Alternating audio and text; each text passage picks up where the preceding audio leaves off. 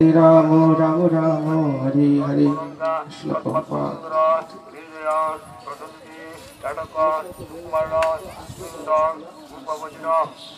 শ্রীমদ্ ভগবদ গীতা অমৃত আস্বাদন উপলক্ষে আয়োজিত 8 মার্চ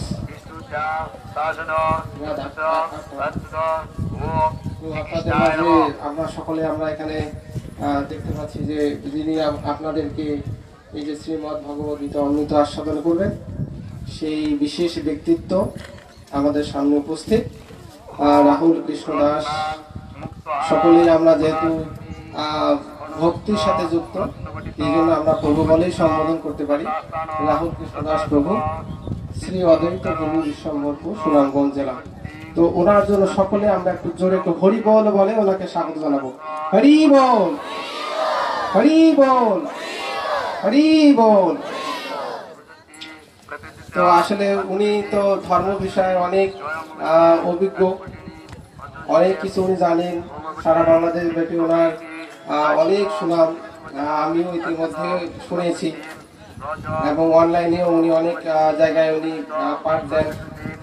বিশেষ করে যারা যুব সম্প্রদায় তাদের মাঝে একটা জনপ্রিয় নাম হচ্ছে রাহুল কৃষ্ণ দাস।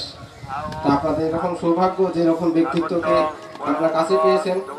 আর উনি যতটুকু আমি জানি যে উনি সারা বাংলাদেশ ব্যাপী বিভিন্ন জায়গায় উনি এরকম ভগবদ গীতা, চৈতন্য চরিতামৃত গ্রন্থ থেকে উনি পাঠদান করেন।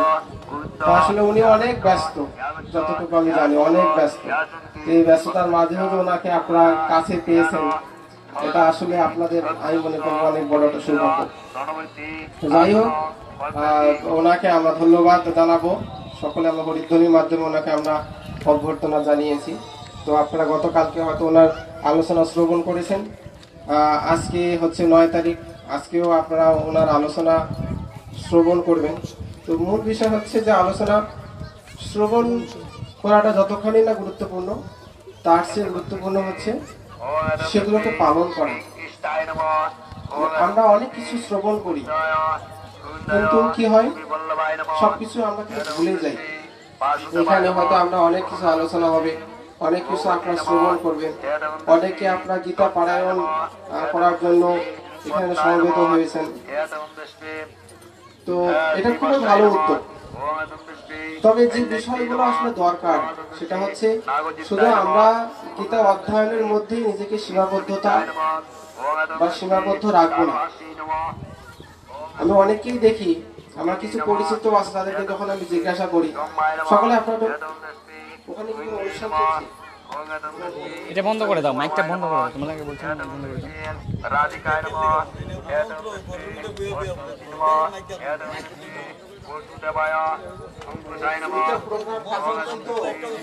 অর্ণুশায় নমঃ, ওম নমঃ বৃষ্টি ভক্তায় নমঃ, ওম নমঃ বৃষ্টি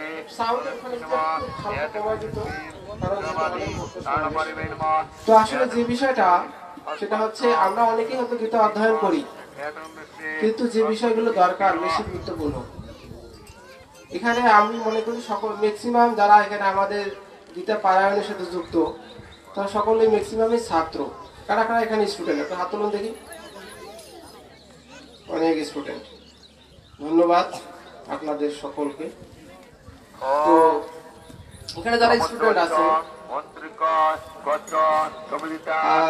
কতটা করে কার শ্লোক মুখস্থ আছে? একটা হাত তুলুন দেখি। শ্লোক মুখস্থ আমরা গীতা অধ্যয়ন অনেকেই করি, অনেকের বাসায় গীতা আছে। শ্লোক মুখস্থ কার কতটা শ্লোক মুখস্থ আছে শ্রীমদ্ ভগবদ গীতা? কেউ কি বলতে পারবে? আমি জিজ্ঞাসা করবো না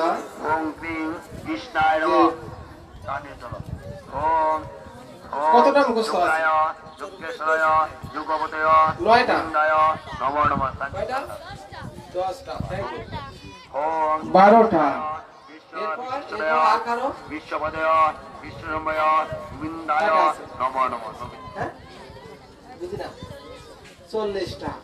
আমরা অনেক বেশি, 40টা অনেক বেশি। আর কারো?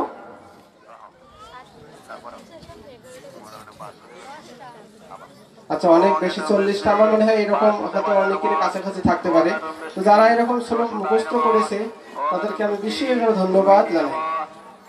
কেননা এখানে একটা বিষয় বলা আবশ্যক যে এখানে সকলে আমরা যেহেতু স্টুডেন্ট, পরীক্ষায় যখন আমরা সকলে অংশগ্রহণ করি, পরীক্ষার ক্ষেত্রে কি হয়, অনেক কিছু কিন্তু আমাদের মুখস্থ করতে হয়, ঠিক কিনা?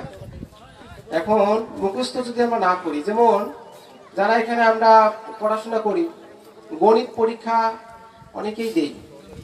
গণিত পরীক্ষার ক্ষেত্রে যদি এরকম হয় যে আমার একটা বিষয়ের উপর চর্চা খুব কম হলো, পরীক্ষার খাতায় গিয়ে কি হবে, দুইটা লাইন সুন্দর করে লিখবো, তারপরে আর বের হবে না, আর কিন্তু বের হবে না। কেন বের হবে না? কারণ আসলে সেই বিষয়গুলো আমাদের ভালো করে চর্চা নেই। আর আরেকটা বিষয় হচ্ছে উপলব্ধি। আমরা অনেকে হয়তো গীতার শ্লোক আমরা অধ্যয়ন করি, কিন্তু উপলব্ধিটা হচ্ছে আরো গুরুত্বপূর্ণ। কারণ মন্ত্র উচ্চারণ সবাই করতে পারে, কিন্তু উপলব্ধি করে নিজের জীবনের পরিবর্তন সকলে করতে পারে না। আমরা এখানে দেখি ভগবদ গীতার শুরুতে, তো এখানে ভগবান শ্রীকৃষ্ণ গীতা জ্ঞান দান করতেছেন। কাকে দান করতেছেন? কাকে দান করতেছেন গীতা জ্ঞান? অর্জুনকে, তাই তো। আর আরো এখানে একজন ব্যক্তি গীতা জ্ঞান শ্রবণ করতেছেন। কে শ্রবণ করতেছেন? হ্যাঁ, সঞ্জয় শ্রবণ করতেছেন। এখানে আমরা দেখতে পাই ভগবদ গীতার দুইজন প্রবক্তা। কিভাবে? একটা হচ্ছে ভগবান শ্রীকৃষ্ণ অর্জুনকে বলতেছেন, তাই তো। আর কে বলতেছেন? সঞ্জয় বলতেছেন। কাকে বলতেছেন? ধৃতরাষ্ট্রকে। মূল প্রবক্তাকে ভগবান শ্রীকৃষ্ণ। ভগবান শ্রীকৃষ্ণের কথাগুলো কে বলতেছেন রিপিট করে? সঞ্জয়। সঞ্জয় কাকে বলতেছেন? তাহলে এখানে বক্তা কয়জন পাইলাম? দুইজন। আর শ্রোতা কয়জন পাইলাম? শ্রোতা শুনতেছে কয়জন? দুইজন, তাই তো। আচ্ছা, তাহলে এখানে আমরা দেখলাম যে ভগবান শ্রীকৃষ্ণ ভগবদ গীতার জ্ঞান সম্পূর্ণ প্রদান করলেন, সম্পূর্ণ শ্রবণ করলেন কে? অর্জুন, তাই তো। অর্জুনের হৃদয়ের কি হলো? পরিবর্তন আসলো। এরপরে কি বললো? যে প্রভু তুমি এখন যা বলবে আমি তাই করবো, তাই তো। আর ধৃতরাষ্ট্র কি করলো? ধৃতরাষ্ট্র কিন্তু শ্রবণ করেছে, শ্রবণ করেনি? তো তার শ্রবণটা কেমন ছিল? দম্ভ সহকারে। এরপরে কি হলো? এরপরে কি হলো, তাই তো। কিন্তু অর্জুন কিভাবে বলছে যে প্রভু এরপরে কি হবে? মানে তার কথাটা কিরকম ছিল? বিনয়। কিরকম ছিল? বিনয়। কিন্তু সেই বিনয়ের মনোভাবটা কি আমরা ধৃতরাষ্ট্রের মধ্যে দেখতে পাই? দেখতে পাই। তাহলে এই যে মনোভাব, আমরা যখন কোনো কিছু গ্রহণ করব, গ্রহণ করে একটা মনোভাব তৈরি করতে হবে। সেটা ভগবান কোথায় বলেছে? গীতার 4th অধ্যায়ে 34 নম্বর শ্লোকে। কি বলেনি ভগবান? কিভাবে গীতা আমরা জ্ঞান গ্রহণ করতে হবে? তদ্বিদ্ধি প্রণিপাতেন পরিপ্রশ্নেন সেবয়া উপদেশন্তি জ্ঞান জ্ঞানীন তত্ত্বদর্শী, তাই তো। হ্যাঁ, কি করতে হবে? তত্ত্বদ্রষ্টা সেই সদ্গুরুর কাছে যেতে হবে, আমাদের এই জ্ঞান আস্বাদন করতে হবে, তাকে বিনম্র চিত্রে প্রশ্ন জিজ্ঞাসা করতে হবে, অকৃত্রিম সেবার দ্বারা তাকে সন্তুষ্ট করতে হবে। তাহলে কি করবে? সেই ব্যক্তি আমাদেরকে তত্ত্বজ্ঞান প্রদান করতে হবে। এবং তারও পূর্বে আমাদের কি করতে হবে? সেই ব্যক্তির কাছে আগে সারেন্ডার করতে হবে। আমরা যদি আত্মসমর্পণ না করি তাহলে কি হবে? সেই জ্ঞান কখনো গ্রহণ করা সম্ভব না। তাহলে এই জ্ঞানের ফলে একজনের হৃদয়ের পরিবর্তন আসলো, আর একজনের হৃদয়ের কোনো পরিবর্তন আসলো না। শেষ পর্যন্ত সে কি বলল? আমার আমার, তাই তো। দুর্যোধন কে কি করেছে? সেই ধৃতরাষ্ট্র তার রাজ্যের উত্তরাধিকার দিতে চেয়েছে, কিন্তু ন্যায়সঙ্গত ভাবে যারা সেটার দাবিদার তাদেরকে সেটা কখনো সে দিতে চায়নি। সে ভাবছে যেহেতু আমি এই রাজ্যটাকে পুরোপুরি ভোগ করতে পারলাম না, অতএব এই রাজ্য ভোগের দাবিদার হচ্ছে আমার ছেলে। এইভাবে আমরা দেখতে পাই একই একই জ্ঞান, গীতার জ্ঞান কিন্তু ভগবান শ্রীকৃষ্ণ অর্জুনকে যা দিয়েছেন ঠিক সেম জ্ঞান সঞ্জয়ের মাধ্যমেও কিন্তু ধৃতরাষ্ট্র পেয়েছে, কিন্তু ধৃতরাষ্ট্রের কোনো পরিবর্তন হলো না। তো ঠিক তদ্রূপ আমরা প্রত্যেকেই এখানে গীতা জ্ঞান আহরণ করছি, আস্বাদন করার প্রয়াস করছি, কিন্তু সেই জ্ঞান আমাদের হৃদয়ঙ্গম করার প্রচেষ্টা করতে হবে, হৃদয়কে পরিবর্তন করতে হবে। এরকম যদি হয়, আমরা সকলে আমরা দেখি এখানে হাতি কারা কারা দেখেছেন? হাতি কারা কারা হাতি দেখেছেন? আচ্ছা, হাতির অনেক বড় একটা সুর আছে তাই তো? সুর আছে তাই তো? আচ্ছা, হাতি যদি নদীতে স্নান করে বা পুকুরে স্নান করে, এরপরে হাতি কি করে? কে কে বলতে পারবে? হাতি কি করে? গায়ের মধ্যে আবার কি করে? ধুলা ধুলা ছড়িয়ে দেয় তাই তো? আগে সুর দিয়ে কি করলো? খুব সুন্দর করে স্নান করলো, করার পরে কি করলো?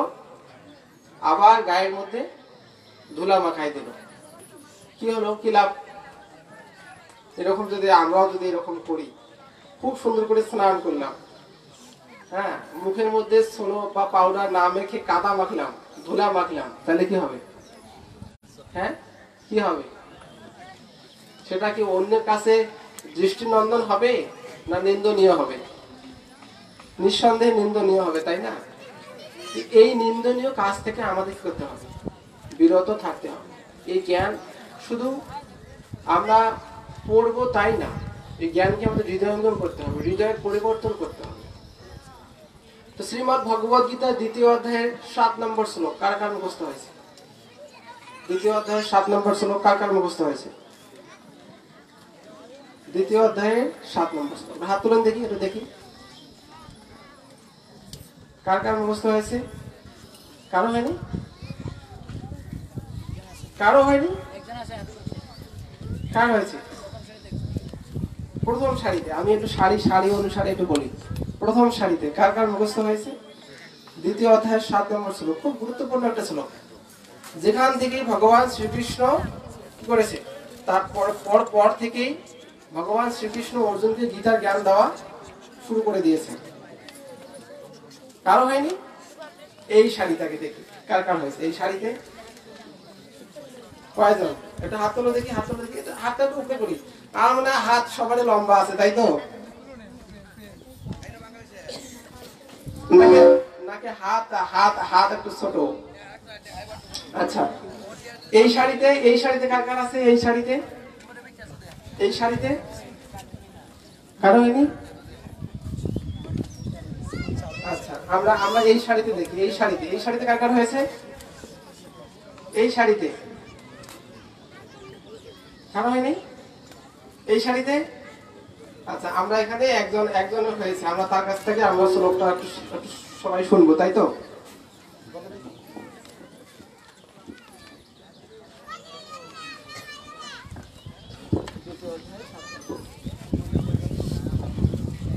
ओम नमः भगवते वासुदेवाय। श्रीमद् भगवत गीता कर्पण्यदुःसापहत स्वभाव पृच्छामि त्वां धर्म संमुरचेता यस्राय सन्निश्चितं बहितन्मे शिष्योस्ते वंशादि मां त्वां प्रपन्नम्। অনুবাদ। অর্জুন বললেন, হে কৃষ্ণ, কার্পণ্যজনিত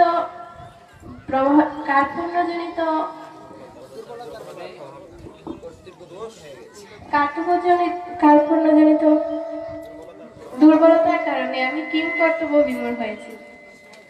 আমাকে তুমি উপদেশ দাও, এখন আমি তোমার শিষ্য।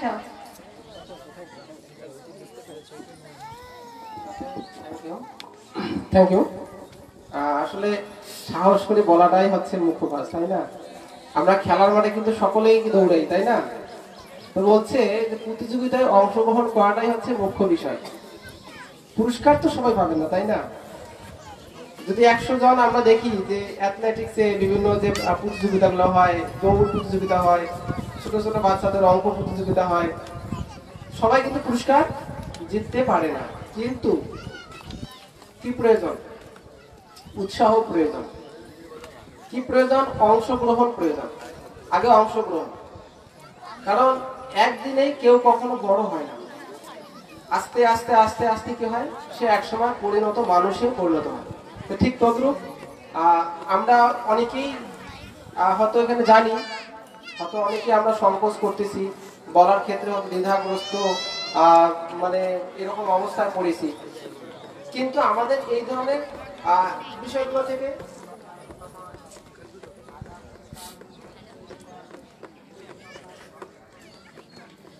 আমি 10 মিনিট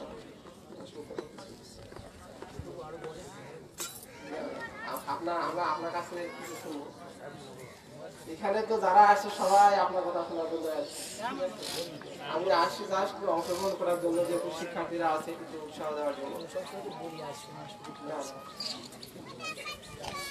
তো এখন হচ্ছে, তো মূল বিষয় হচ্ছে অংশগ্রহণ। এখানে যারা তোমরা অংশগ্রহণ করেছো এই শ্রীমদ্ ভগবদ গীতা পারায়ণের ক্ষেত্রে, তাদেরকে বিশেষভাবে ধন্যবাদ জ্ঞাপন করি। কারণ এই এলাকায় অনেক কিন্তু আমাদের ছেলেমেয়েরা রয়েছে, তারা কিন্তু এভাবে নিজেদেরকে তৈরি করার মানসিকতা কখনো তাদের হয়নি, বা তারা হয়তো সেইভাবে নিজেকে প্রস্তুত করতে পারেনি। তারপরও তোমরা এই যে সৎ সাহস, সৎ মনোবল নিয়ে এসেছো, এটা কিন্তু অতি গুরুত্বপূর্ণ, খুবই গুরুত্বপূর্ণ একটা বিষয়। অংশগ্রহণ করাটাই হচ্ছে ফার্স্ট, হচ্ছে মুখ্য কাজ। তারপরে নিজেকে আমরা তৈরি করব। এই যে শ্রীমদ্ ভগবদ গীতা 2য় অধ্যায়ের 7 নম্বর শ্লোকে ভগবান কি বললো, যে কার্পণ্য দোষ উপহত স্বভাব বিশ্বমিতাম ধর্ম সমরচেতা যৎস্র সন্নিচিতম ব্রহি তত্মে শিষ্যস্তহম সাধিবান্তাম গ্রহণ। অর্জুন কিন্তু ফার্স্ট টাইম অনেক যুক্তি দেখাইছে। কিসের পেছনে? যুদ্ধ না করার পেছনে। ভগবানের কাছে পূজা, তাই তো, পুষ্পাঞ্জলি দিবে মনস্থ করেছেন, অতি সত্তর মান্ডবে চলে আসেন। এখানে আমরা যারা ভগবানের পূজায় পুষ্পাঞ্জলি দেওয়ার মনস্থ করেছেন, অতি সত্তর মান্ডবে চলে আসেন।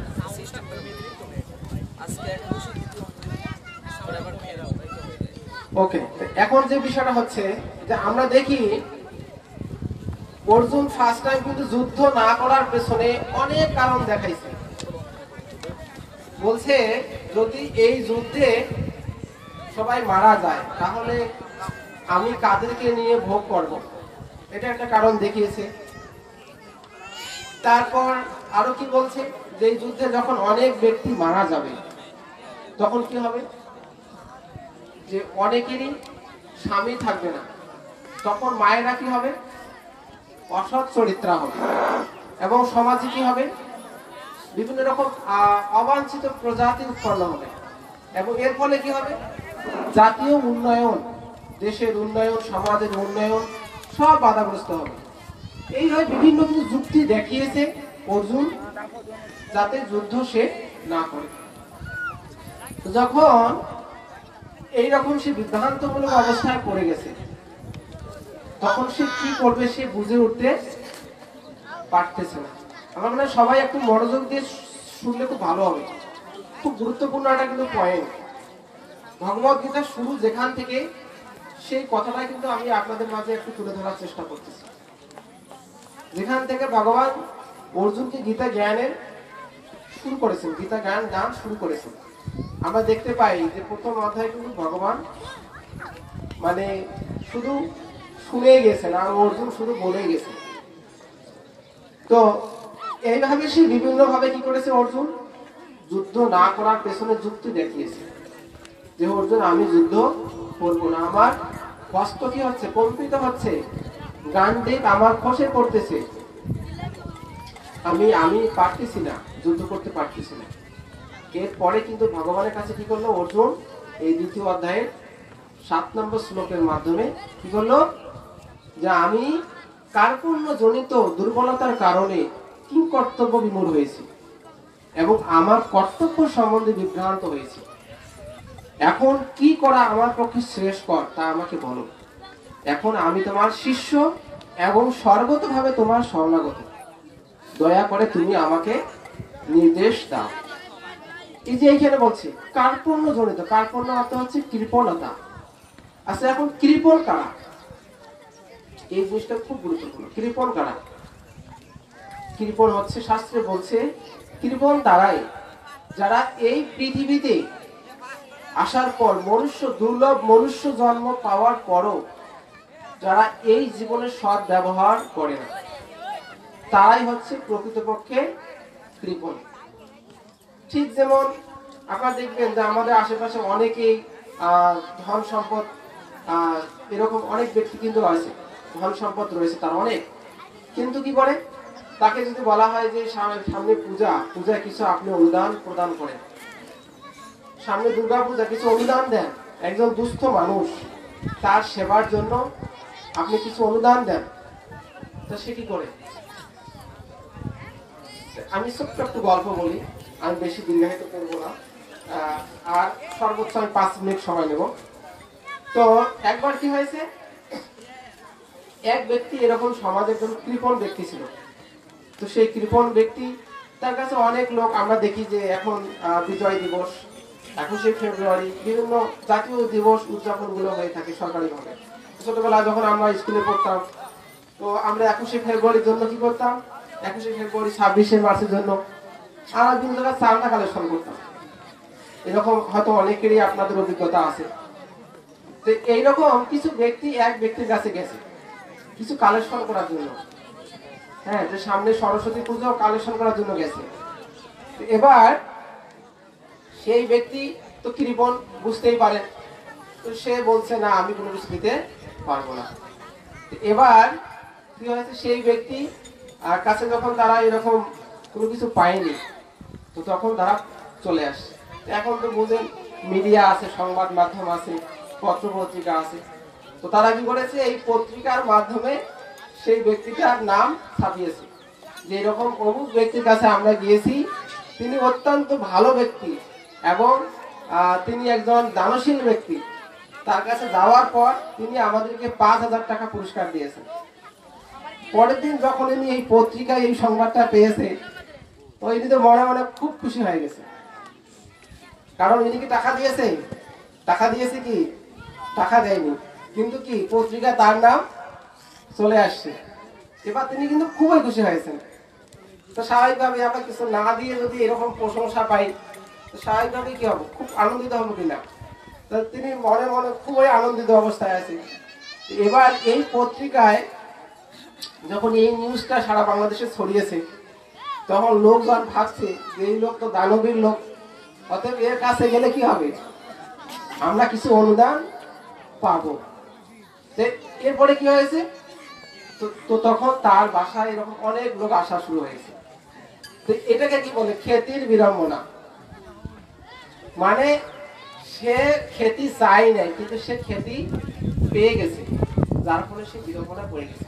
তো ঠিক তদ্রূপ যদি আমাদের এরকম ধন সম্পদ থাকে এবং সেটা যদি আমরা যথাযথভাবে কাজে না লাগাই, তাহলে কি হবে, হয় অসুখ হয়ে সেই টাকাটা বের হয়ে যাবে, হয়তো ডাকাতে এসে চুরি করে নিয়ে যাবে, ঠিক কিনা?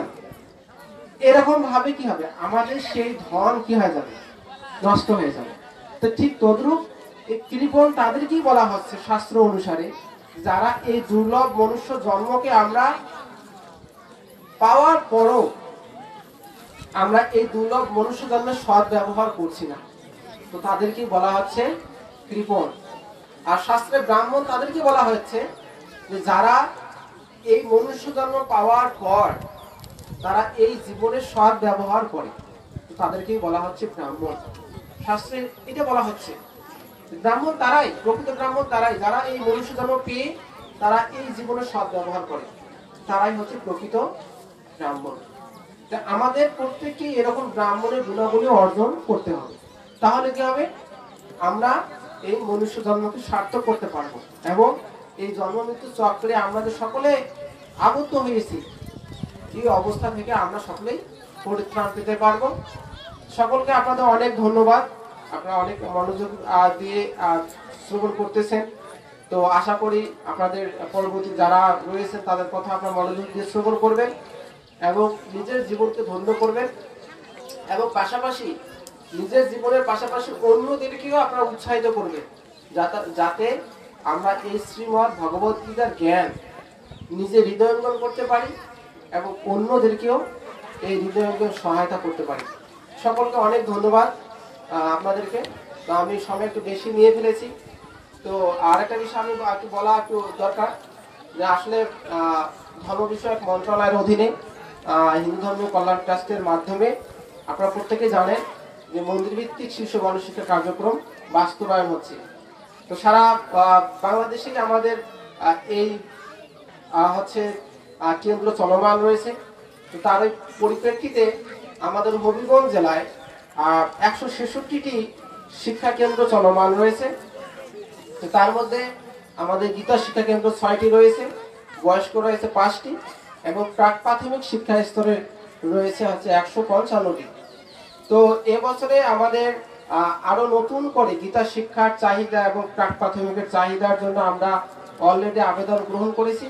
আশা করা যায় যে আগামীতে সরকারিভাবেই আপনারা এই গীতা শিক্ষার যে সুযোগ এটা আপনারা পাবেন, যেটা ইতিমধ্যে আমাদের হবিগঞ্জ জেলাতে চলমান রয়েছে। সদরে রয়েছে একটি, তারপর হচ্ছে চুনারুঘাটে রয়েছে আমাদের 2টি কেন্দ্র, বাহুবলে রয়েছে 2টি এবং নবীগঞ্জ উপজেলায় রয়েছে 1টি শিক্ষা কেন্দ্র, গীতা শিক্ষা কেন্দ্র। তো আশা করা যায় যে আগামীতেও আপনারা হয়তো আগামী বছরে 2022-এর দিকে এই যে সরকারিভাবে গীতা শিক্ষা যে একটা সুযোগ, সেই সুযোগ আপনারা আপনাদের এই লাখাই উপজেলাবাসীও সেই সুযোগটি পাবে। তো সকলে আপনারা সহযোগিতা করবেন নিজেদের ছেলে মেয়েদেরকে এই ধর্মীয় শিক্ষা উদ্বুদ্ধ করার জন্য। কেননা আমরা আমাদের সংস্কৃতি ভুলে যাচ্ছি। আগের দিনে আমরা দেখতাম ছোটবেলায় ছোট ছোট ছেলে মেয়েরা বাবা মাকে এসে প্রণাম করতো, বয়োজ্যেষ্ঠদের প্রণাম করতো। সেই সংস্কৃতিগুলো আমরা হারিয়ে ফেলেছি। আমরা চাই এই সরকারিভাবেও, যদিও সরকারিভাবে সেই সেবাটা অপ্রতুল, এই জন্য আমরা ব্যক্তি পর্যায়েও এটা চেষ্টা করবেন যে কার্যক্রম আমাদের এখানে আশিস দা তার উদ্যোগে তিনি গ্রহণ করেছেন। আমি মনে করব যে তার মতো করে আপনারাও উদ্যোগী হয়ে স্ব এলাকায় এইরকম ছোট ছোট পরিসরে শ্রীমদ্ ভগবত গীতার জ্ঞান কিভাবে আপনাদের ছেলে মেয়েদেরকে দেওয়া যায় সেই প্রচেষ্টা চিন্তা ভাবনা করবেন। এক্ষেত্রে আমাদের যদি কোনো হচ্ছে সরকারিভাবে আপনাদের কোনো সহযোগিতার প্রয়োজন হয়, কিভাবে শিক্ষা প্রদান করতে হবে সেই বিষয়ে, তো সেক্ষেত্রে আমরা আপনাদেরকে সর্বাত্মকভাবে আমাদের হবিগঞ্জ জেলা কার্যালয় থেকে এই সহযোগিতাটা করব। এতটুকু আশ্বাস বাণী ব্যক্ত করে আমি আপনাদের কাছ থেকে এখন আলোচনা সমাপ্ত রাখছি। সকলকে অসংখ্য ধন্যবাদ, সকলকে হরে কৃষ্ণ প্রীতি এবং শুভেচ্ছা। সকলে আমরা আরেকবার কলিযুগের যুগ ধর্ম এই যে হরে কৃষ্ণ মহামন্ত্র আমরা উচ্চারণ করে আমি আমার আলোচনা সমাপ্ত রাখবো। সকলে আমরা তো বলি জয় শ্রীকৃষ্ণ চৈতন্য প্রভু নিত্যানন্দ শ্রী অদ্বৈত গদাধর শ্রীবাসাদি গৌর ভক্ত বৃন্দ। হরে কৃষ্ণ কৃষ্ণ কৃষ্ণ হরে হরে, হরে রাম রাম রাম হরে হরে। এই অপ্রাকৃত শপথরঙ্গ সকলে আপনারা জপ করবেন এবং সুখী হবেন। সকলকে অসংখ্য ধন্যবাদ।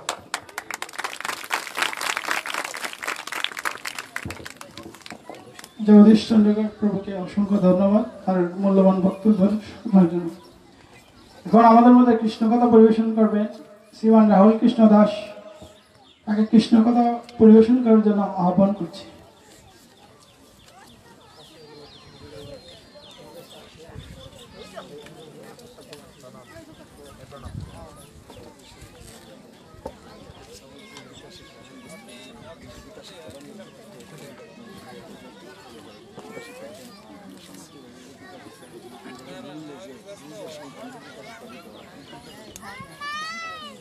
জয় নিতাই, জয় গৌর।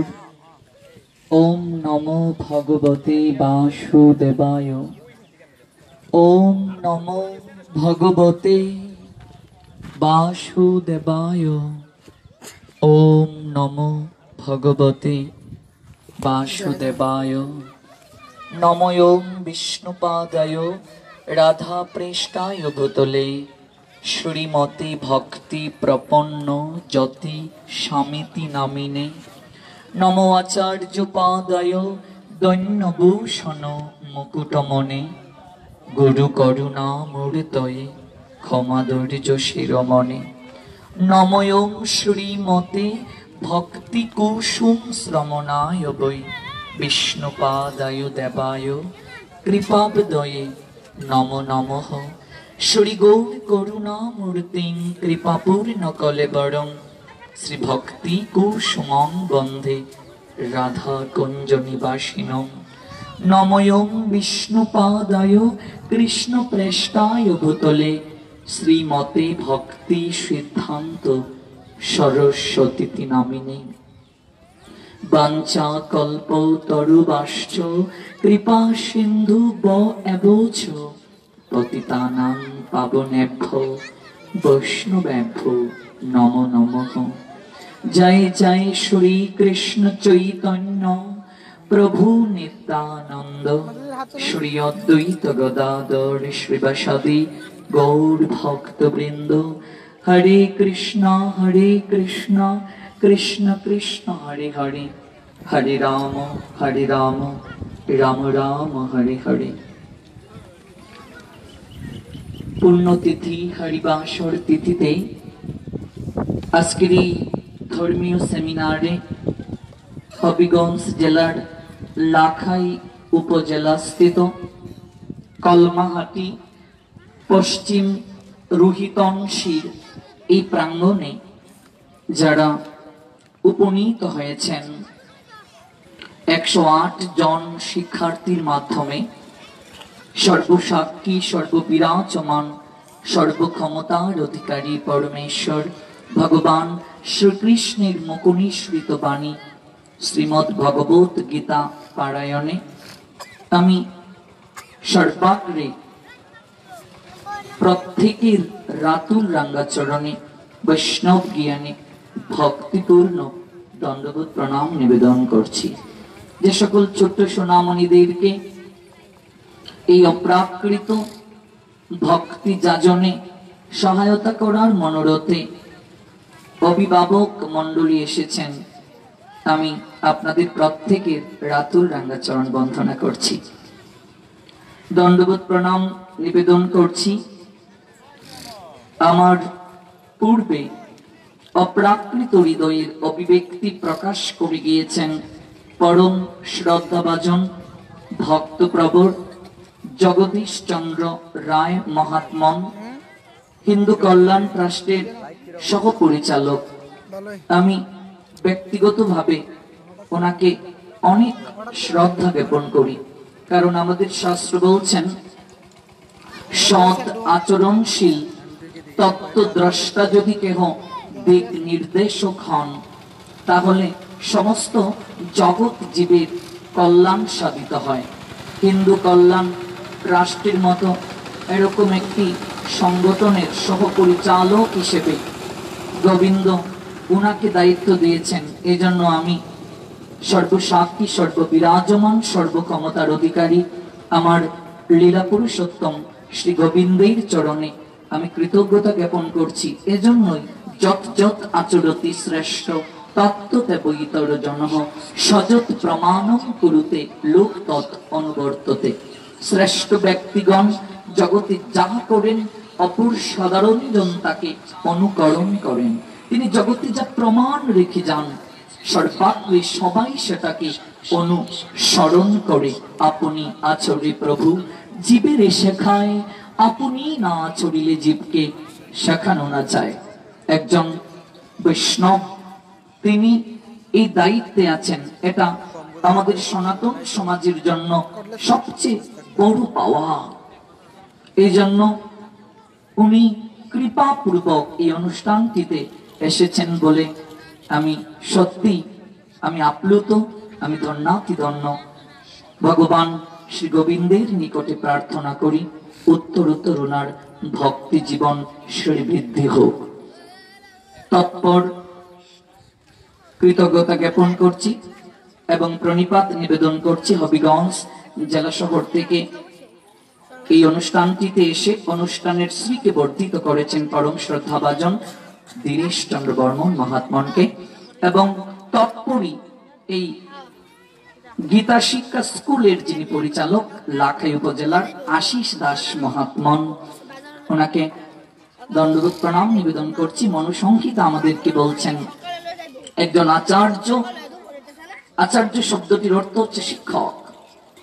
একজন আচার্য তিনি জগৎ জীবকে পরম কল্যাণ দানে সবচেয়ে মুখ্য ভূমিকা পালন করেন। কারণ আমরা এই জগৎ সংসারে যখন এসেছি,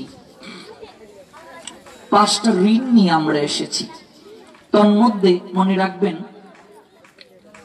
কিছু ঋণ আছে কখনো শোধ করা যায় না। এক হচ্ছে পিতামাতার ঋণ, কোনোদিন শোধ করা যায় না। যদিও ভাগবত একটা উচ্চ মার্গের কথা বলছেন, সন্তান কৃষ্ণ ভক্ত হলে সেই পিতামাতা উদ্ধার পায়, সেটা আলাদা বিষয়। কিন্তু পিতামাতার ঋণ কখনো শোধ করা যায় না। এরপরই পিতামাতা আমাদের প্রাথমিক শিক্ষাগুরু, এরপরই শিক্ষাগুরু অর্থাৎ শিক্ষক এবং দীক্ষাগুরু, তাদের ঋণ কখনো শোধ করা যায় না। চাণক্য পণ্ডিত একটা কথা বলেছিলেন, একজন শিক্ষক যদি, বিশেষ করে এখানে যারা শিক্ষার্থী এসেছেন আমি তাদেরকে দৃষ্টি নিক্ষেপ করার জন্য কথাটা বলছি, একজন শিক্ষক যদি একটা অক্ষরও আপনাকে দান করে, মহাপণ্ডিত চাণক্য বলছেন পৃথিবীতে এমন কোনো অর্থ নেই, সম্পদ নেই যা দান করে সেই শিক্ষকের ঋণকে শোধ করা যায়। একজন শিক্ষক যদি কাউকে একটি অক্ষরও শিক্ষা প্রদান করেন, পৃথিবীর এমন কোনো কিছু নাই যা প্রতিদান করে তার ঋণকে শোধ করা যায়। আমি সত্যি মোহিত হয়েছি, এরকম একটা প্রত্যন্ত অঞ্চলেও এত সুন্দর গীতা স্কুল চালু হয়েছে এবং এত সুন্দরভাবে গীতা পারায়ণ হয়েছে। আমি প্রযুক্তির কল্যাণে ঘর থেকেই শুনেছি, যেহেতু আজ একাদশী তিথি, কিছু নিত্যকর্ম ছিল, নতুবা প্রথমেই আসাটা আমার উচিত ছিল। আমি ঘর থেকে শুনেছি এত সুন্দর করে সবাই এই পারায়ণ করেছে। এটা সত্যি সবচেয়ে বড় পাওয়া। আয়োজনকারী ভক্তদেরকে কৃতজ্ঞতা জ্ঞাপন করছি। তাদের অপ্রাকৃত আয়োজন যদি না হতো তাহলে আমরা এরকম একটা মিলন মেলায় আমরা আসতে পারতাম না। কাজেই আমি প্রত্যেকের চরণ বন্দনা করে আমি একেবারে অতি সংক্ষেপে হৃদয়িক অভিব্যক্তি প্রকাশের নিমিত্তে যাব। শ্রীমদ্ ভগবত গীতা শিক্ষা, এই শিক্ষার উপরই যৎকিঞ্চিত বলার জন্য আমাকে আদেশ করা হয়েছে। এই জন্য আমি নির্ধারিত বিষয়টির উপরেই আমি যৎকিঞ্চিত অভিব্যক্তি প্রকাশের অভিপ্রায় ব্যক্ত করছি। তা হচ্ছে, এই যে অনেক ছোট্ট সোনামণিরা তোমরা এসেছো, আমার খুব ভালো লেগেছে। আজ আমি বাংলাদেশের 64 জেলায় প্রবচন করেছি, কিন্তু এই প্রবচন করাটা বা এত দূর যাওয়া এত সহজে কিন্তু সম্ভব হয়নি। আমার নিজের জীবনের কিছু অভিজ্ঞতা তুলে ধরার আমি চেষ্টা করছি। সেটা হচ্ছে, আমার এত দূর আসার পশ্চাতে আমার অবদান আমার মা এবং আমার বাবা। আমি যখন খুব ছোট ছিলাম তখন মা আমাকে বিভিন্ন হরি বা আসরে নিয়ে যেতেন। আমাদের 13টা গ্রামের সমন্বয়ে একটা হরি বা আসর হতো প্রত্যেক মাসে এক একটা গ্রামে। তো এর পরবর্তীতে যিনি আমার ধর্মীয় শিক্ষক ছিলেন, অর্থাৎ আমার হাই স্কুল জীবনের যিনি ধর্ম পড়াতেন, রমেন্দ্র নারায়ণ ভট্টাচার্য মহাত্মন, উনি দেহ রেখেছেন। তো উনি এই প্রত্যেক মাসে পাঠ করতেন যেখানে হরিবাসর হতো। তো আমার মা আমাকে খুব ছোট্টবেলায় যখন তখনই আমাকে নিয়ে যেতেন বিভিন্ন হরিবাসরে, একেবারে ছোট যখন নিয়ে যেতেন। তো মা 10 টাকার নোট দিয়ে আমায় বলেছিলেন 1 টাকা দিয়ে 2টা নৌকা বিস্কিট পাওয়া যেত। অনেক আগের কথা বলছি, এটা আমার খুব প্রিয় ছিল। তো মা বলতেন 10 টাকা দিচ্ছি তোমায়, 20টা নৌকা বিস্কিট খেতে পারবি। আমি বলছি কেন মা এত টাকা? গীতার সারাংশটা মুখস্থ করে যদি মাইক্রোফোনে বলতে পারো 10 টাকা দেব। আর কি টাকার লোভে সারা দিন রাত পড়েছি, যা হয়েছে ভালোই হয়েছে। মুখস্থ করে যখন মা নিয়ে গেলেন, বলছে তুই তো মানুষ বাবা, যদি বলতে পারিস তাহলে কিন্তু 10 টাকা দেব। হাতে মাইক্রোফোন নিয়ে যখন দাঁড়ালাম, থরথর করে কাঁপছে। মা দূর থেকে বলছেন, পারবে বল। এই যে সাহসটা জুগিয়ে দেওয়া, খুব কম সংখ্যক পিতামাতার মাঝে আমরা এই ইন্সপায়ারেশনটা আমরা খুঁজে পাই, খুব কম সংখ্যক পিতামাতার মাঝে। মা এটা আমাকে জুগিয়ে দিয়েছিলেন। এই কথাটা বলার অর্থটা হচ্ছে, অভিভাবকদের প্রতি আমি একটু দৃষ্টি নিক্ষেপ করাবার চেষ্টা করছি। এবং আমার এখনো মনে পড়ে আবৃত্তি 2001 সালে যখন আমি ক্লাস 3-তে পড়ি, তখন আমি আবৃত্তিতে জাতীয় পুরস্কার পেয়েছিলাম শিশু সাহিত্যে। এখন আমার আবৃত্তির একটা চ্যানেল আছে, ওইখানে এই আবৃত্তিটাও মার কাছ থেকে শিখা। এবং 2002 সালে যখন আমি ক্লাস 4-এ পড়ি, তখন আমি একটা যাত্রাতে অভিনয় করেছিলাম, রিক্সাওয়ালা, একটা ছোট্ট চরিত্র, ল্যাংটি। এখনো মনে পড়ে ডায়লগটা, মাসি ও মাসি শিগগির চলে আসো, ধাউ ধাউ করে জ্বলছে। এটা মা স্ক্রিপ্ট মুখস্থ করিয়েছিলেন যে পারবে।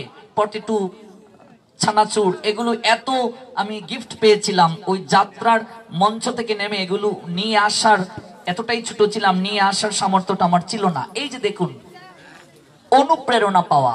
এবং 2003 সালে আমি সারা বাংলার মাঝে ট্যালেন্টে প্রথম স্থান অধিকার করে তৎকালীন প্রধানমন্ত্রী বেগম খালেদা জিয়া থেকে পুরস্কার পেয়েছিলাম ক্লাস 5-এ, ফার্স্ট ট্যালেন্ট বৃত্তি পেয়ে। তখন মা বলছিলেন কেঁদে কেঁদে, তুই জানিস না কি পেয়েছিস, কিন্তু আমারও কিন্তু জন্ম এরকম একটা প্রত্যন্ত অঞ্চলে। 6 মাস জল থাকতো, 6 মাস শুকনা, বিশ্বম্বরপুর উপজেলার আলমাডোহর গ্রাম। যদিও এখন গাড়ি যায় বাড়িতে, কিন্তু আমরা 2009 সাল পর্যন্ত, মানে এসএসসি পর্যন্ত আমরা লন্ডন জ্বালিয়ে পড়াশোনা করেছি, কারেন্ট ছিল না। এরকম একটা প্রত্যন্ত অঞ্চল থেকে ফার্স্ট হওয়া চারটিখানি কথা নয়, চারটিখানি কথা নয়। এখন তো এত সুযোগ সুবিধা পেয়েও অনেক সন্তানেরা পড়াশোনা ঠিক মতো করছে না। 2006 সালে ক্লাস 8-এ বৃত্তি পেলাম, তারপর ফার্স্ট ক্লাসে বাংলা সাহিত্যের উপর গ্রাজুয়েশন করেছি, মাস্টার্স করেছি, আবার ডক্টরেট করব। এই কথাটা বলার অর্থ অহংকার প্রদর্শনের জন্য নয়, একটু অনুপ্রেরণার জন্য। চাইলে সবই সম্ভব। Institution education is most important and impartial, but religious education is part and parcel. No existence to fables, that is only universal to that topic. Institution education and religious education, we forgotten that topic. The Almighty Creator Krishna is most companion, most fellow, most commemorate, most mat, most intimate of our life. That causes we suffer most crazily. আমরা ভুলে গেছি সেই তত্ত্ব। কোন তত্ত্ব? All power supreme being Krishna is most commemorated of our life. এই তত্ত্ব যতদিন পর্যন্ত মানুষ অবগত হতে না পারবে, ততদিন পর্যন্ত মানুষের চিত্তে ওই সত্য ভক্তির বীজ বপন তো হবে না, অঙ্কুরিত হবে না, পল্লবিত হবে না, পুষ্পিত হবে না। এই জন্য মনে রাখবেন, একটা শিক্ষিতা মা, একটা সচেতন মা যদি জগৎ জীবকে আমরা উপহার দিতে পারি, বিশেষ করে এখনো যারা মা হন নাই আমি তাদেরকে বলছি, তাহলে সেই শিক্ষিতা সচেতন মা জগৎকে একটা শিক্ষিত সচেতন আদর্শ সন্তান উপহার দিতে পারেন। একজন মা যদি সমাজকে একটা কৃষ্ণ ভক্ত সন্তান উপহার দিতে পারেন, সেই সন্তান জগতের লক্ষ লক্ষ জীবকে কৃষ্ণ ভক্ত তৈরি করতে পারবেন, তাতে কোনো সন্দেহ নেই।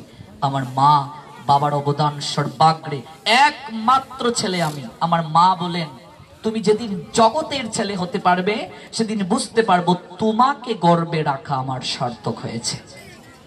এখনকার এক ছেলে হলে যাসনে বাবা, ঘর থেকে বের হসনে, এই যে সংকীর্ণতা মনোভাব, মনে রাখবে আজ নয় কাল সবাইকে মরতে হবে। এই যে মরবো, কি নিয়ে যাবো মা? এসেছিস যখন দাগ রেখে যা, একটা কিছু করে যাও, যেন তুমি চলে যাওয়া লক্ষ লোকের উদ্বোধনের অনুপ্রেরণা হয়ে দাঁড়ায়। একটা কিছু করে যাও। মানুষ বাঁচে তার কর্মের মাঝে, বয়সের মাঝে নয়। আজ যদি আমি মরে যাই, কাল আমার কীর্তি জগতে বিলীন হয়ে যাবে, কিন্তু এমন কিছু কাজ যদি আমরা করে যেতে পারি, জগৎ জীব সেটাকে অনুসরণ করবে। যখন তুমি এসেছিলে ভবে, কেঁদেছিলে তুমি, হেসেছিল সবে, এমন জীবন তুমি করিও গঠন, মরি সবচেয়ে বড় অভাব। ধার্মিক মুসলমানদের দিকে তাকিয়ে দেখুন, ছোট্ট বয়সের বাচ্চা যারা, তাদেরকে ওরা মাদ্রাসা মক্তবে পাঠায়। আমার এখনো মনে পড়ে, আমার অনার্স লাইফে আমি একটা টিউশনি করতাম, 5,000 টাকা আমাকে দিত একটা মুসলিম পরিবারে। আদনান নাম, ওর মা ধর্মীয় শিক্ষার জন্য আরেকজন হুজুর রেখেছিলেন। আমি চলে আসার পরই তিনি এসে পড়াতেন। প্রত্যেক মাসে টাকা দিচ্ছে ধর্মীয় শিক্ষা লাভের জন্য। আর এই যে প্রত্যেকটা জায়গাতে কোন স্কুল হচ্ছে, এগুলো তো বিনা পারিশ্রমিকেই, কোনো টাকা দিতে হয় আপনাদেরকে। তথাপি ওই জায়গাতে আমরা অভিভাবক যারা আছি সন্তানদেরকে আমরা পাঠাতে চাই না। প্লে থেকে কেজিতে, প্লেতে, সব জায়গায় দেখবে মায়েরা এরকম টুল নিয়ে বাচ্চাদেরকে কুলে করে কিংবা অঙ্গুলি ধরে নিয়ে যান। সেখানে গিয়ে তারা বসে গল্প করেন, তারপর সন্তানটাকে নিয়ে আসেন। প্রত্যেক মাসে একটা বেতনও দিতে হয়, কিন্তু সপ্তাহে কেবল একটা দিন শুক্রবার সেখানে আমরা একটু মন্দিরে নিয়ে আসবো, একটু স্কুলে নিয়ে আসবো, এই অনুপ্রেরণাটা আমাদের মাঝে নাই। কেন? তার কারণ কি? ধর্মটাকে আমরা একেবারে অপশনাল বানিয়ে ফেলেছি, এটার কোনো দরকার নেই। ধর্ম ব্যতীত কোনো জীবন, ধর্ম ব্যতীত কোনো জীবন কখনো পূর্ণতা পেতে পারে না। আগুনের ধর্ম হচ্ছে পুরানো। আগুন যদি তার ধর্মটাকে হারিয়ে ফেলে, আগুনের কোনো মূল্য থাকবে মা? আগুন যদি পুরাতে না পারে, আগুনের কোনো মূল্য নেই। জলের ধর্ম হচ্ছে শীতলতা দান করা। জল যদি অপেয় হয়ে যায়, পান করার যোগ্যতা জল যদি হারিয়ে ফেলে, জলের কোনো মূল্য নেই। সাপের ধর্মটা কি? দংশন করা, বিষ তার শক্তি। সাপ যদি বিষকে হারিয়ে ফেলে, ওই সাপের কোনো মূল্য নেই, ওই সাপটাকে কেউ ভয় পায় না। আমরা গ্রামের মানুষ, আমরা সবাই দোরা সাপ চিনি, এটাকে কেউ ভয় করে না, কিন্তু জাতি সাপের বাচ্চাটা দেখলেই কিন্তু ভয় পায়। মানুষ যদি তার ধর্মটাকে হারিয়ে ফেলে, তাহলে ভাগবত বলছেন সে পশুর সমান, তার জীবন স্তব্ধ হয়ে যাবে, নিশ্চল হয়ে যাবে। একটা জাতি যদি সংবিধান থেকে সরে যায়, অন্ধ কুসংস্কার, এক নায়কতন্ত্র তার মাঝে এসে হানা দেবে, জাতিতে বৈরিতা আসবে।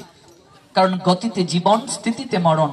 প্রত্যেকটা জীবনের যেমন গতি আছে, প্রত্যেকটা জাতিরও একটা গতিধারা আছে। কোনো কারণে জাতি যদি তার গতি হারিয়েছে, একটাই কারণ, ধর্ম থেকে বিস্মৃত হওয়ার কারণে। ওই সমস্যাটা আমাদের মাঝে প্রকট আকার ধারণ করছে কেবল ধর্ম থেকে বিস্মৃত হওয়ার কারণে। আপনি অবাক হয়ে যাবেন, একটা ছোট্ট বয়সের অন্য ধর্মের কোনো বাচ্চাকে যদি বলা হয় কোরআন তেলাওয়াত করার জন্য, সবাই করতে পারে, কোরআন মুখস্থ এই সারা বাংলায় লক্ষ লক্ষ কোটি কোটি লোককে পাওয়া যাবে, কিন্তু মাত্র 700 শ্লোক এই মুখস্থ করা ব্যাপারই না। আপনি সপ্তাহেও যদি একটা শ্লোক করে শিখেন, মুখস্থ করা কোনো ব্যাপারই না, কোনো ব্যাপার না। একটা শ্লোক যদি আমরা 7 দিনে শিখি, তাহলে আমার জীবনে 700 শ্লোক শিখা ব্যাপারই না। ভগবানের 574টি শ্লোক, অর্জুনের 85, সঞ্জয়ের 40 আর ধৃতরাষ্ট্রের 1, এই হচ্ছে 700 শ্লোক। এটা কোনো ব্যাপারই না, কিন্তু খুঁজে পাওয়া যায় না। এখন এই ছোট্ট সোনামণিরা গাইড পাচ্ছে বলে তারা গীতার শ্লোক বলতে পারছে। একজন মাতাজি বলছে যে 40টি শ্লোক পারে, আর অনেকেই বলছে এরকম পারে। আমি সত্যি আপ্লুত, কিন্তু অবাক হবেন, আমার প্রত্যক্ষ দেখা একটা অনুষ্ঠানে কোরআন তেলাওয়াতের পরে যখন গীতা পাঠের জন্য ডাকা হলো, এটা সত্যি একটা মজার ঘটনা। কোরআন তেলাওয়াতের পর যখন গীতা পাঠের জন্য ডাকা হলো, ধরে বেঁধে একজনকে তোলা হয়েছে, থরথর করে কাঁপছে তার সর্বাঙ্গ, হাতে মাইক্রোফোন নিয়ে বলছে, যা দেবী সর্বভূতেষু মাতৃরূপেণ সংস্থিতা নমস্তস্যৈ নমস্তস্যৈ নমস্তস্যৈ নমো নমো। এটা কি গীতার শ্লোক? চণ্ডীর শ্লোক বলে গীতা পাঠ শেষ। যারা বসা ছিল সবাই ক্ল্যাপ দিচ্ছে। ওকে বলে হবু চন্দ্র রাজার গবু চন্দ্র মন্ত্রী। যে গীতা পাঠ করলো জীবনে সে তো গীতা স্পর্শই করে নাই, আর যারা শুনলো ওদেরও গীতার সম্পর্কে কোনো জ্ঞান নেই, ওরা ক্ল্যাপ দিচ্ছে। মায়ের মুখে একটা গল্প শুনেছিলাম ছোটবেলায়, তখনকার সময় তো যাত্রা হতো, আমাদের অঞ্চলেও যাত্রা প্রচুর হতো। তো যাত্রাতে একটা লোক একটা ডায়লগ দেবে, ওই লোকটা আসে নাই, মিসিং হয়ে গেছে, বিশেষ সমস্যার কারণে আসতে পারেনি। এবার ভাবছে পরিচালক যে ওই ডায়লগটা কে দেবে। দর্শকদের মাঝে একজনকে গিয়ে বলছে, আপনার তো শরীর অনেক হৃষ্টপুষ্ট, আপনাকে যদি ড্রেস পরিয়ে একটু একটু মঞ্চে তোলা যায়। আর একটা ডায়লগ, বেশি না। বলছে ওরে বাপরে, আমার জীবনে যাত্রা করা হয় নাই, আমি শেষ। বলছে না না না, আপনার শরীর যে সুন্দর, শুধু ড্রেস পরে দাঁড়িয়ে একটা শুধু ডায়লগ দেবেন, একটা ডায়লগ। এবার তাকে জোর করিয়ে ড্রেস পরিয়ে মঞ্চে নিয়ে তোলা হলো। হাজার হাজার লোক দেখে ওর হাত পা থরথর করে কাঁপছে। এবার কি ডায়লগটা বলে দিয়েছিল ভুলে গেছে, কি আর করবে। বলছে বাংলা, বিহার, উড়িষ্যা, কই গেলে রে ফরিষ্যার ফুয়া নরিষ্যা। আমি আগেই কইছি পারতাম না, তুই কইছস পারবে কই তুই, এখন আবার ঠ্যাং কাঁপতাছে। এবার যারা দর্শক ছিল ওরা এমন ভাবে ক্ল্যাপ দেওয়া শুরু করলো। ও যখন নেমে আসলো বলছে বাহ কি ডায়লগ দিয়েছে। আর সে বলছে আমি তো জানি আমি কি ডায়লগ দিছি। মানে ফরিষ্যার ফুয়া নরেশ হেগুড়ে বুঝাইয়া শোনাইয়া দইরে বাইন্দে নিয়ে মঞ্চে তুলছে। ওর তো ডায়লগ বন্যায় কয় বাংলা, বিহার, উড়িষ্যা, হই গেলে রে ফরিষ্যার ফুয়া নরিষ্যা। ফরেশের ছেলে নরেশ তারে তুলছে, এজন্য সে ডায়লগ দিছে বাংলা, বিহার, উড়িষ্যা, হই গেলে রে ফরিষ্যার ফুয়া নরিষ্যা। আমি আগেই কইছি পারতাম না, তুই কইছস পারবে কই তুই, আমার ঠ্যাং কাঁপতাছে। এবার আমি তো জানি কি ডায়লগ দিছি, হয়ে গেল। ক্ল্যাপ দেওয়া শুরু করে ফেলেছে। এই হচ্ছে অবস্থা। যা দেবী সর্বভূতেষু মাতৃরূপেণ সংস্থিতা, নমস্তস্যৈ নমস্তস্যৈ নমস্তস্যৈ নমো নমঃ। চণ্ডীর মন্ত্র বলে গীতা পাঠ শেষ। আপনি যাবেন কোথায়? কোথায় যাবেন বলুন? সমাজের বুকে একটা বড় অভাব। এই জন্য আমরা যদি এখনই জেগে উঠি, সারা বাংলায় লক্ষ লক্ষ যুব সমাজ আমাকে ফলো করছে। অনেক ছেলে মেয়েরা যারা রিফিউজ হয়ে, প্রেমের রিজেক্ট হয়ে তাদের জীবনকে একেবারে বিপদে চালিত করেছিল, আজকে এই প্রবচনগুলো শুনে তারা দিশা খুঁজে পাচ্ছে। আজকে এই যে সারা বিশ্বে কৃষ্ণ প্রেমের প্লাবন বইছে, তার একমাত্র অবদান আমাদের জগৎগুরু অষ্টোত্তর শত প্রভুপাদ শ্রী শ্রীল ভক্তি সিদ্ধান্ত সরস্বতী ঠাকুর প্রভুপাদের অবদান। আজকে তার শিষ্য, তার প্রশিষ্য, তার নাতিপন্থী খন্তি যারা আমরা আছি, এখনো সেই প্রভুপাদ ভক্তি সিদ্ধান্ত সরস্বতী ঠাকুরের আদর্শের বীজ অঙ্কুরিত, পল্লবিত, পুষ্পিত হচ্ছে। মহাপ্রভুর ঝান্ডাকে জগতের বুকে উড়িয়ে দিলেন তিনি। আজকে ইস্কন বলো, গৌরী মঠ বলো এবং আদারওয়াইজ যে অর্গানাইজেশন গুলো আছে, তাদের মাধ্যমে পাড়ায় পাড়ায় বিভিন্ন জায়গায় মহল্লাতে এরকম টুল গড়ে উঠছে। এবং ব্যক্তিগতভাবে অনেক সমাজের কল্যাণ চান এরকম কিছু সমাজ সেবক যারা, বিশেষ করে এই যে আমরা একজন স্কুলের পরিচালককে পেলাম, টিচার পেলাম, আপনাদের মতো অনুপ্রেরণা পাওয়া অভিভাবকদেরকে পেলাম, এটা কিন্তু সবচেয়ে বড় পাওয়া। এটাকে ধরে রাখতে হবে। প্রত্যেক পিতামাতার কর্তব্য সন্তানকে সপ্তাহে একটা দিন গীতা স্কুলে পাঠানো। যদি আপনার সন্তান ধর্মীয় শিক্ষা গ্রহণ করে, তার চরিত্র কখনো স্খলন হবে না। ম্যাক্সিমাম অভিভাবকদের মাঝে একটা ধারণা, ধর্মীয় শিক্ষায় যদি সন্তান থাকে তাদের পড়াশোনা ভালো হয় না। তো আমাদের রেজাল্ট কি 1.2 পয়েন্ট? আমরা কি 1.2 পয়েন্ট পেয়ে পাস করেছি? Of course not. আমার সঙ্গে যে সকল ছেলেপিলে থাকে সবগুলো গ্রাজুয়েশন করছে, অনেকে পড়াশোনা করছে। আমি দুবার ম্যাট্রিক ফেল করে এরকম জপমালা গলায় নিয়ে রাস্তায় যাব আর হরে কৃষ্ণ প্রভু, আই ডোন্ট লাইক দিস, আমি এটাকে একদম পছন্দ করি না। Krishna devotee is extreme meritorious all side in all situation. Krishna ভক্ত অলরাউন্ডার হবে সব দিক থেকে। পরিবারের প্রতি দায়িত্ব পালন করতে হবে, পড়াশোনাতে ভালো রেজাল্ট করতে হবে, ভক্ত হতে হবে। কারণ একের ডান পাশে শূন্য দিলে কত হয়? 10, আরেকটা শূন্য 100, তারপর এইভাবে বাড়তেই থাকবে। 1000, 10,000, 1 লক্ষ বাড়তেই থাকবে। একটাই যদি সরিয়ে নাও, শূন্যের ডিমান্ড আছে। কৃষ্ণ ভক্তি ব্যতীত জগৎ অপূর্ণ, এক ব্যতীত শূন্য যেমন ভ্যালুলেস। এক অনাদিরাদি শ্রী গোবিন্দ ভগবান, ওই ভগবান কৃষ্ণকে বাদ দিয়ে আমরা যা কিছু করব কিচ্ছু সম্ভব নয়। এই জন্য পড়াশোনাও করবে, পাশাপাশি ভক্তিও যাজন করবে। আপনি হয়ে যেতে পারেন কোনো আদর্শ মা। নারী জীবনের পূর্ণতা কিসে জানো গো? বিয়ের পর একটা নারী যদি মা না হতে পারে, তার জীবন অপূর্ণ থেকে যায়। একটা পুরুষের পূর্ণতা পিতৃত্বে, একটা পুরুষ যদি বিয়ের পর বাবা না হতে পারে তার জীবন অপূর্ণ থেকে যায়। একটা মায়ের পূর্ণতা কিসে জানো? একটা বাবার পূর্ণতা কিসে? সন্তানকে আদর্শ সন্তান করার মাঝে। যে সন্তান আদর্শ হলো না, সেই পিতামাতা অপূর্ণ থেকে গেলেন। সন্তানকে ভক্ত করার মাঝে পিতামাতার জীবনের সবচেয়ে পূর্ণতা। এই জন্য এখানে অভিভাবক যারা এসেছেন, আমি প্রত্যেকের চরণে একটা অনুরোধ রাখবো, আপনারা আপনাদের সন্তানদিগকে প্রাতিষ্ঠানিক শিক্ষার পাশাপাশি পারমার্থিক শিক্ষা প্রদান করেন। কেউ যদি অঞ্জলি চান দিতে একটু পরে দিন। খুব ইম্পর্টেন্ট কথাগুলো, আমি আর বেশি বাড়াবো না, অল্প করেই শেষ করব, এগুলো শুনে তারপর যাবেন। আরেকটা কথা, সেটা হচ্ছে স্টুডেন্ট যারা গীতাকে পড়ার টেবিলে রাখো। আজকে এই যে আমাদের প্রাচীন একটা মনোভাব যে গীতা স্পর্শ করা যাবে না, ভুল হবে, ভুল যদি পড়ি তাহলে আমাদের পাপ হবে, একেবারে স্নান করে ধুতি পরে তারপর ঠাকুর করে বসে গীতা পড়তে হবে। ওরে বাপরে, গীতা স্পর্শ করবি না, গীতা আগুন পুড়ে ছাই হয়ে যাবে যদি ভুল হয়। আচ্ছা, জলে না নামলে কি সাঁতার শেখা যাবে? আসার না খেলে হাঁটা শেখা যাবে? সাঁতার শিখিতে হলে আগে তবে নামো জলে। তুমি যদি জলে না নামো সাঁতার শিখবে কি করে? আসার না খেলে হাঁটা শিখবে কি করে? এই জন্য ভুল হতে হতেই তো শব্দের উৎপত্তি। আমরাও তো অনবরত এখন ভুল করছি। ভুল যে হচ্ছে না তা নয়, একেবারে মৃত্যুর পূর্ব পর্যন্ত শিকার শেষ নেই। এই জন্য আগে তো আপনাকে পড়তে হবে, আগে তো আপনাকে গীতার আশ্রয়ে যেতে হবে। এই জন্য এগুলো সম্পূর্ণ কুসংস্কার। আজকে অনাদিকাল থেকে আমাদের এই ভাবনাটা এনে গীতা থেকে সরিয়ে রাখা হয়েছে আমাদেরকে, যার কারণে আজকে এই অবস্থা হচ্ছে। ধর্মীয় শিক্ষা নেই বলে আজকে কলেজ ইউনিভার্সিটিতে অনেক ছেলেমেয়েরা লাভ জিহাদের করুণ ফাঁদে পড়ে ধর্মান্তরিত হচ্ছে, নিজের ব্যক্তিত্বকে বিসর্জন দিচ্ছে, নিজের সতীত্বকে বিসর্জন দিচ্ছে, নিজের চরিত্রকে বিসর্জন দিচ্ছে। এই জন্য যুব সমাজ, ওঠো, জাগো, আর ঘুমিও না। আমি এই স্লোগানটা নিয়েই কাজ করছি। আমি চাই আজকের তরুণেরা যদি জেগে উঠে, যুবকরা যদি জেগে উঠে, একটা আলোড়ন সৃষ্টি হবে। স্বামী বিবেকানন্দ বলেছিলেন, আমাকে 100টা কর্মোদ্যমী যুবককে বের করিয়ে দাও, উজানের স্রোতকে ভাটিতে, ভাটির স্রোতকে উজানে নিয়ে যাওয়া যাবে। আমি নিজেকে 100 ছেলে মনে করি।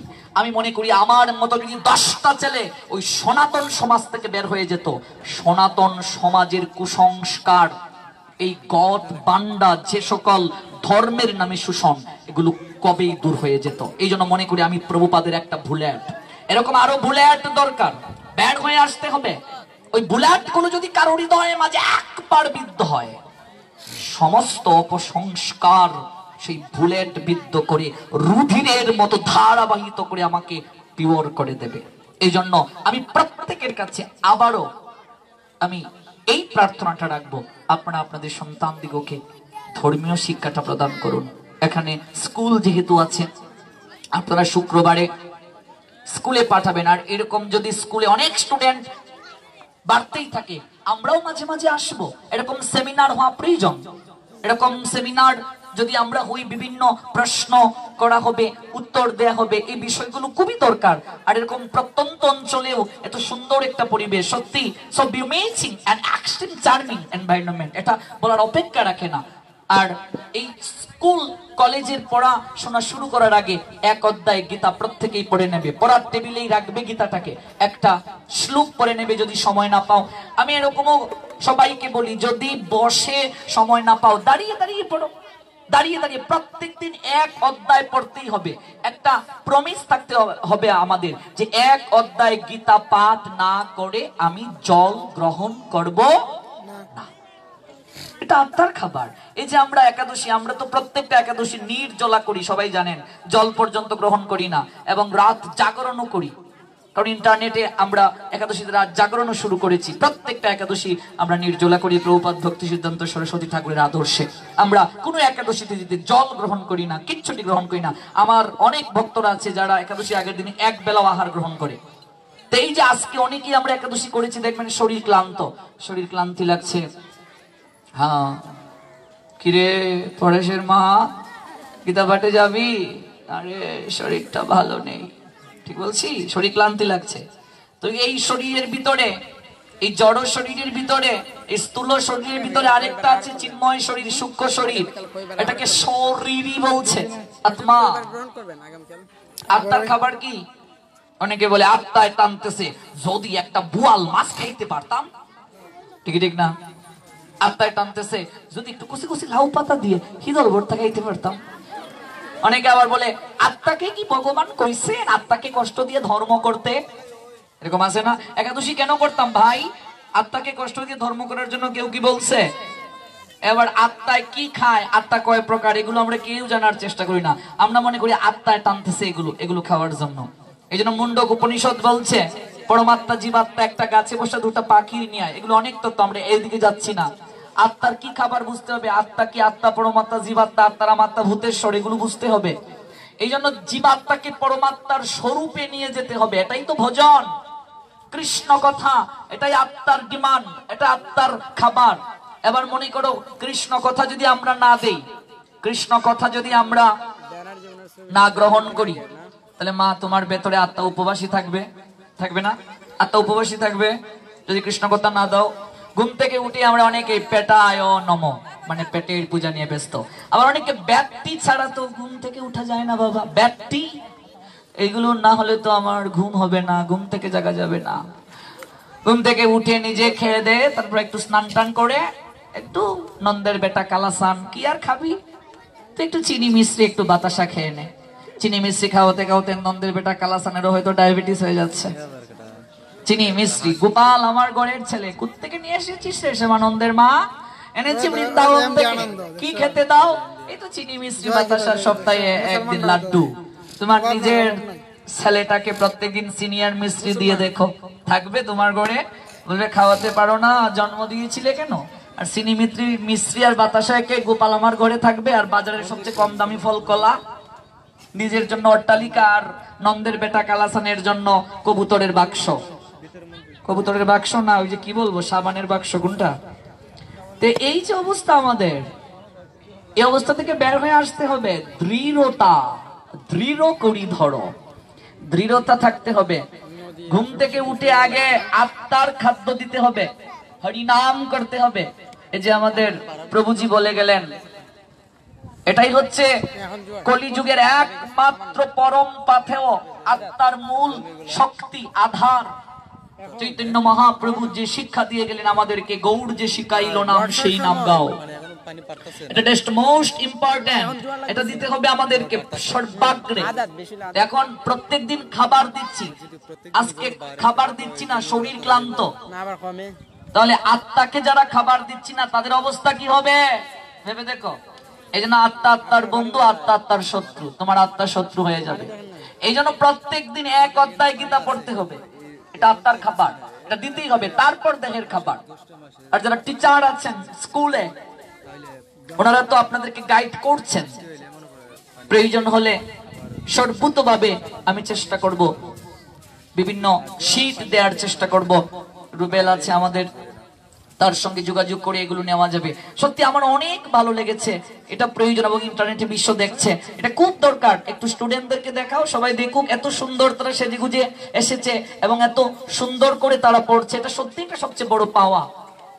এই ধারাটা যেন অব্যাহত থাকে মা, বিশেষ করে যারা মায়েরা আসেন নাই এই প্রযুক্তির কল্যাণে, বিশ্ব দেখছে কিংবা এই মাইক্রোফোনের আওয়াজ যত দূর যাচ্ছে, যারা শুনছেন ঘর থেকে, আমি প্রত্যেককে একটা কথা বলবো, আপনারা আপনাদের সন্তান দিগকে অনুগ্রহ করে সপ্তাহে একটা দিন মন্দিরে পাঠাও, একটু স্কুলে পাঠাও। একটা গীতা প্রত্যেকের থাকা প্রয়োজন। এক জায়গায় বসে বন্ধু বান্ধব আড্ডা দিলেও তো 500 টাকা শেষ হয়ে যায় গো। একটা গীতা প্রত্যেকের টাকা প্রয়োজন। একটু গীতার ভেতরে প্রবেশ করো, যে গীতার বাংলা অনুবাদও পড়বে, সংস্কৃত যদি নাও পড়তে পারে, আমি একেবারে দৃঢ়ভাবে বলতে পারি সেই লোকটা কখনো ডাইভার্ট হবে না, সেই লোকটা কখনো বিবেক বর্জিত হবে না, সেই লোকটা কখনো তার মনুষ্যত্বকে হারাবে না। আপনি একজন আদর্শ মানুষ হতে পারবেন। গীতা শুধু আমাদেরকে আদর্শ মানুষই করবে না, পূর্ণতা দান করবে। বৈপ্লবিক ব্রিটিশ বিরোধী আন্দোলনের বৈপ্লবিক অমিয় পুরেদা ক্ষুদিরাম বসুকে যখন ফাঁসির কাষ্ঠমঞ্চে নিয়ে যাওয়া হলো, বলছেন তোমার শেষ ইচ্ছা কি? জল্লাদ প্রশ্ন করলো, ক্ষুদিরাম বসু বললেন, হাসছে, বলছে শেষ ইচ্ছা কেন বলছো? বলছে একটু পরে তুমি মরবে। হেসে হেসে বলছে, extreme smiling Khudiram Bose and say Jallad, you are ignorance. What? Yes, you are extreme ignorance. I'm not body. I'm soul. Out of soul, no existence body. The soul access to other body, touch the body, smelling the river, causes body valueless. Out of soul, the soul access to other body. Extreme valueless body. The soul all time, all situation, adolescence. The soul all time, all situation of our green. আমি মরবো না, আমি দেহ নই, আমি আত্মা। এই যে শক্তি, আমি আবার ফিরে আসব, এই যে শক্তি, মৃত্যুকে জয় করার শক্তি, মৃত্যুতে চির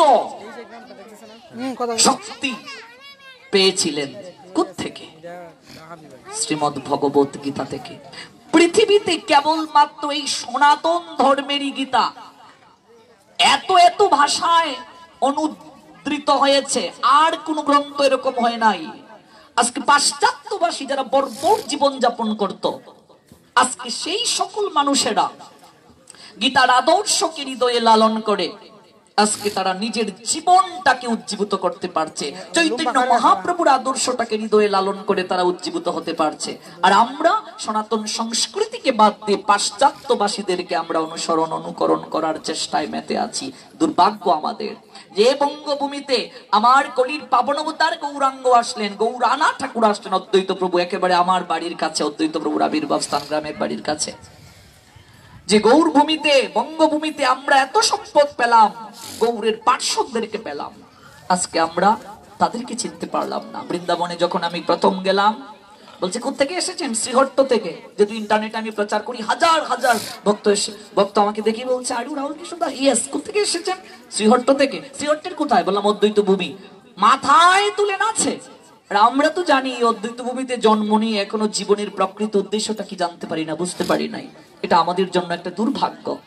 এই জন্য প্রত্যেকেই আপনারা এই গীতার আদর্শটাকে হৃদয়ে লালন করুন। আমি আর সময় দীর্ঘায়িত করব না। আমাদের প্রভাংশু কৃষ্ণ দাসজি বিকেল 4টার দিকে এখানে কৃষ্ণ কথা পরিবেশন করবেন, আপনারা আমন্ত্রিত। আর রাত 8 ঘটিকায় অবশ্যই আপনাদের সঙ্গে কৃষ্ণ কথা আলাপনে আবার সাক্ষাৎ হবে। সাক্ষাৎ শব্দটা এই জন্যই বললাম, চুকে আমরা বিনিময় এটাকে দেখা বলে, আর অন্তরের সঙ্গে অন্তরের বিনিময় এটাকে সাক্ষাৎ বলছেন। চৈতন্য ভাগবতে বৃন্দাবন দাস ঠাকুর, দুই বাই হৃদয়ের খালি অন্ধকার, দুই ভাগবত সঙ্গে করান সাক্ষাৎকার। মহাপ্রভু জগতে আসার আগে ভগবানের সঙ্গে সাক্ষাৎকারও হয় নাই। ভগবানকে ভাবত দূরের কেহ, মহাপ্রভু এসে একেবারে সাক্ষাৎ করিয়ে দিলেন। এই দেখো ভগবান, এই তো ভগবান, তোমার একেবারে কাছের জন, আরে তোমার ঘরের তিনি। এরকম দৃঢ়তা মহাপ্রভু আসার আগে কেউ পায়নি। আমরা গৌর আদর্শে যেন নিজের জীবনকে লালন করার প্রচেষ্টায় থাকি। আমরা এরকম গুণীজন যারা আছেন, আমরা যেন তাদের পদাঙ্ককে অনুসরণ করতে পারি। আমি নেহায়েত ক্ষুদ্রাতি ক্ষুদ্র, আমি নেহায়েত একেবারে অজ্ঞ অধম, মূর্খাতি মূর্খ। আমি এতক্ষণ যা বলে ফেললাম এটা আমার দৃষ্টতা স্বরূপ। আপনারা আমার দৃষ্টতায় অঙ্কুশ টানবেন। আমি আরো শিখতে চাই, আমি জানতে চাই। আমি সত্যিই ক্ষুদ্রাতি ক্ষুদ্র, এখনো কিচ্ছুটি জানা হয় নাই, কিচ্ছুটি বোঝা হয় নাই। কেবল আপনাদের মতো ভক্ত যারা, বৈষ্ণব যারা, তাদের চরণ ধুলিটাই আমার একমাত্র পরম পাথেয় হোক। এই জন্য সবার মঙ্গল হোক, সবাই অনেক অনেক ভালো থাকবেন। সবার কৃষ্ণ ভাবনায় ভাবিত হওয়ার প্রয়াসটা হৃদয়ে সুদৃঢ়ভাবে আঁকড়ে থাকুক, বপন হোক, অঙ্কুরিত হোক, পল্লবিত হোক, পুষ্পিত হোক। রাত 8 ঘটিকায় যে কথাগুলো অপূর্ণ থেকে গেল আমরা বিস্তারিতভাবে শ্রবণ করব। তোমরা এখন যারা ছোট্ট সোনামণিরা এসেছো, তোমরা রাত্রে অবশ্যই আসবে, এবং অভিভাবক যারা আছেন সবাইকে রাত 8 ঘটিকায় এবং বিকেল 4 ঘটিকায় অপ্রাকৃত কৃষ্ণ কথা শ্রবণের বিনম্র প্রার্থনা জানিয়ে আজকের মতো এখানেই সংক্ষিপ্ত পরিসরে হৃদয়ের অভিব্যক্তির পর্বটি অঙ্কুশ টানছি। জয় গৌর, জয় নিতাই, জয় শ্রী রাধেশ্যাম। হরে কৃষ্ণ কৃষ্ণ কৃষ্ণ হরে হরে, হরে রাম রাম রাম হরে হরে, হরে কৃষ্ণ কৃষ্ণ কৃষ্ণ হরে হরে, হরে রাম রাম রাম হরে হরে, হরে কৃষ্ণ কৃষ্ণ কৃষ্ণ হরে হরে, হরে রাম রাম রাম হরে হরে। বংশাকল্পতরুভ্যশ্চ কৃপা সিন্ধু ভয়বচ পতিতানাং পাবনেভ্যো বৈষ্ণবেভ্যো নমো নমো।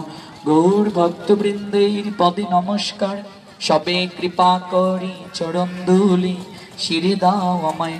সবে হও সুখী, সবে হও নিরাময়, ভক্তের মনোবাঞ্ছা পূর্ণ করো হে দয়াময়। সবে হও সুখী, সবে হও নিরাময়, ভক্তের মনোবাঞ্ছা পূর্ণ করো হে দয়াময়। সবে হও সুখী, সবে হও নিরাময়, ভক্তের মনোবাঞ্ছা পূর্ণ করো হে দয়াময়। গঙ্গা গীতা সাবিত্রী সীতা সত্যা পতিব্রতা ব্রহ্মা বলি ব্রহ্মবিদ্যা ত্রিসন্ধ্যা মুক্তি গহিনী अर्धा मात्रा चिदानंद भवग्नि भ्रांति नाशिनी वेदत्रयी परानंद तत्तर्थ ज्ञान मंजुरी इते तानि जपे नित्यां नरा निश्चल मानस ज्ञान सिद्धिं लभे नित्यं ततन्ते परमं पदम् ओम तत्सत् ओम तत्सत् ओम तत्सत् यद्कारं परिभ्रष्टं मात्रहीनं च यद्भवेत् पूर्णं भवतु तत्सर्वं तत्प्रसादात् सुरेश। সবার মঙ্গল হোক। হরে কৃষ্ণ।